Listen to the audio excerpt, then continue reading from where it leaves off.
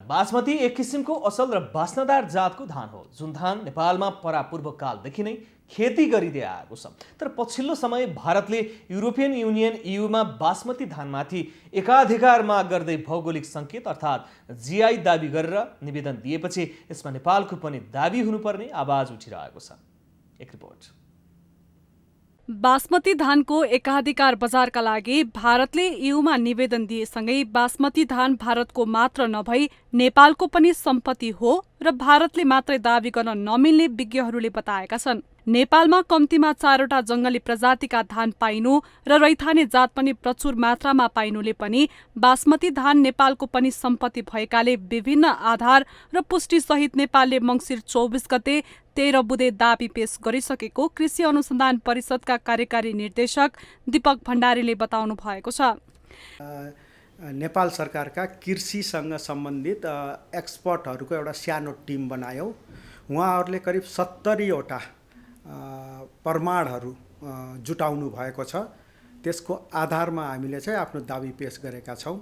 नेपालको तराई र केही पहाडी भूभागमा अझै पनि स्थानीय जातका बासमती लगाइन्छन्। बासमती जातको धान ढिलो पाक्ने, कम फल्ने र राष्ट्रिय उत्पादनमा खासै योगदान नगर्ने हुँदा जति चर्चा हुनुपर्ने हो त्यति भने भएको पाइँदैन। अधिकांश किसानले व्यावसायिक भन्दा पनि उपभोगका लागि मात्र खेती गर्ने चलन भएकाले पनि चर्चा कम हुन गएको बुझ्न सकिन्छ।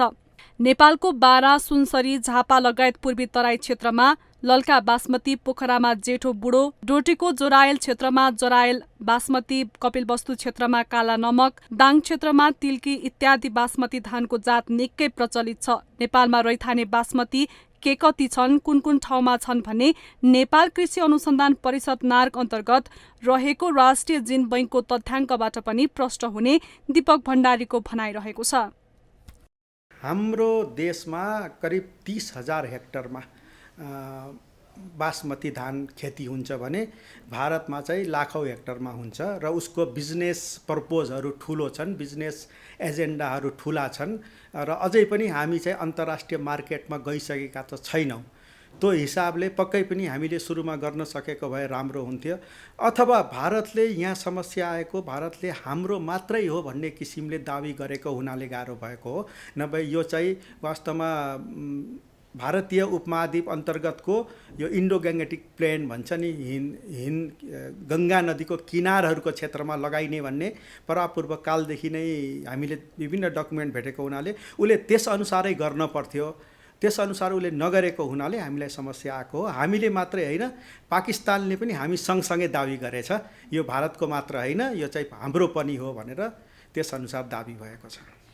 नेपालको स्थानीय बासमती जातका धानलाई अन्तर्राष्ट्रिय रूपमा धानको अनुसन्धान गर्ने संस्था इरी लगायत संसारका थुप्रै जिन बैङ्कमा सन् 1970 र 1980 दशकतिरै नेपाललाई आवश्यक पर्दा पाउने गरी सङ्कलन र संरक्षण गरी राखिएको छ। तर पछिल्लो पटक नेपालमा पूर्वकालदेखि नियमित बालीका रूपमा लगाइदै आएको बासमती धान भारतले एकाधिकार माग राख्नु उचित नभएको र त्यसमा नेपालको पनि दाबी रहने प्रमाणहरू पनि भएकाले बासमती नाम भारतले मात्र दाबी गर्न नसक्ने दीपक भण्डारीले जानकारी दिनुभएको छ।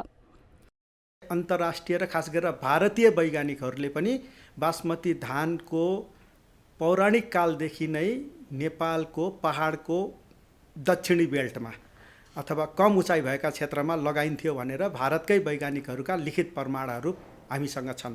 पहिला त्यो भयो। त्यसपछि हामीले 1960 देखि नै बास्ना आउने धानहरू नेपालको भनेर हामीले विभिन्न क्षेत्रबाट कलेक्सन गरेको प्रमाणसहित छ भने त आजभन्दा करिब हजुरको 60 वर्ष पहिलादेखि रहेछ नि त हाम्रोमा त। त्यो दोस्रो प्रमाण भयो। त्यसपछि हामीले नै नेपालमा भएका विभिन्न बास्ना आउने जातका धान चामलहरूलाई जेनेटिक म्यापिङ भन्छ आजभोलि, यो अत्याधुनिक बायोटेक्नोलोजी टुल्स लिएर तिनीहरूको चरित्र चित्रणहरू गरेर राखेका छौँ, जसले गर्दाखेरि ती स्पेसिफिकली नेपालकै हुन्, नेपालमा पाइएका हुन् भन्ने ती प्रमाण पनि हामीसँग छ। हामीसँग थुप्रै सम्भावना हुँदाहुँदै पनि हामीले स्थानीय बासमतीको तीव्र विकास, ब्रान्डिङ र व्यवसायीकरण गर्न नसक्नुको फाइदा उठाउँदै भारतले एकाधिकार खोजिरहेको देखिन्छ। त्यसो भन्दैमा बासमती नाम माथिको अधिकार भारतले मात्र गर्न पाउने गरी भारतले गरेको दाबी गलत हो भने भारतले गरेको उक्त एकलौटी दाबीलाई सफल हुन नदिने कृषि अनुसन्धान परिषद कार्यकारी निर्देशक दीपक भण्डारी बताउनुहुन्छ। अन्तर्राष्ट्रिय बजारमा ठुला बजारमा बासमती नै भनेर जान्छ र त्यही भएर चाहिँ त्यो नाम उसले क्याप्चर गर्न खोजे जस्तो हामीलाई लाग्छ व्यावसायिक भ्यूले। यति हामीले गर्न सक्यौँ भने भोलि आगामी भविष्यमा बासमती नामले हामीले पनि एक्सपोर्ट गर्न सक्छौँ र इन्टरनल खपतमा पनि हामीले बासमती भनेर प्रयोग गरेर आफ्ना उत्पादनलाई बढाउन व्यापार बिजनेस बढाउन सक्छौँ। बासमती धान भारतको मात्र हो भनेर दाबी भएको खण्डमा नेपाललाई आर्थिक र व्यापारिक दुवै हिसाबबाट घाटा हुने देखिन्छ। सधैँ अरूले दाबी गरिसकेपछि होशियार हुने नेपालको प्रवृत्ति सही पक्कै पनि होइन, तर आफ्नो अधिकारलाई सुनिश्चित गर्न अहिले नेपालले चालेको कदम भने प्रशंसा योग्य छ।